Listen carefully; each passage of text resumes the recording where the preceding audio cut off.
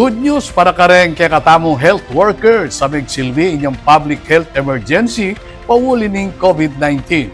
Ay ni report ng Patricia Mamang. Tukluking 6.7 billion pesos ing pepalwaling Department of Budget and Management o DBM para king pamamayad ning Public Health Emergency Benefits and Allowances o FEBA dareng medical workers.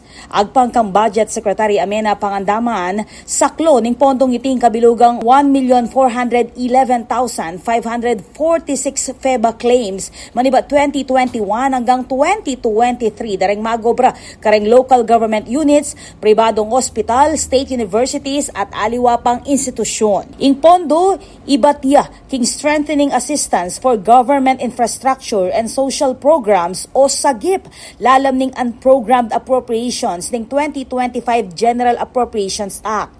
At tatanda ng inaprobahan ng gobyerno ing pamamiyay benepisyo at compensation kareng healthcare workers at non-healthcare workers amig silbi inyang public health emergency pauli din ng COVID-19. King kabilugan, may git king 121.3 billion pesos ing pepalwal ning DBM para king special risk allowance, health emergency allowance, COVID-19 sickness and death compensation at aliwa pang benepisyo kalupanan ning meal, accommodation at transportation allowance. Inyang 2024 inyawad ning Department of Health o DOH ing karagdagang 27.4 billion pesos para king FEBA at ngening February 2025 binayat king 6.7 billion pesos. Kukulay chay pangandaman king DOH na pabilisan ing pamandake kareng benepisyo. Ako po, Patricia Mamangon para king News Force Pampanga.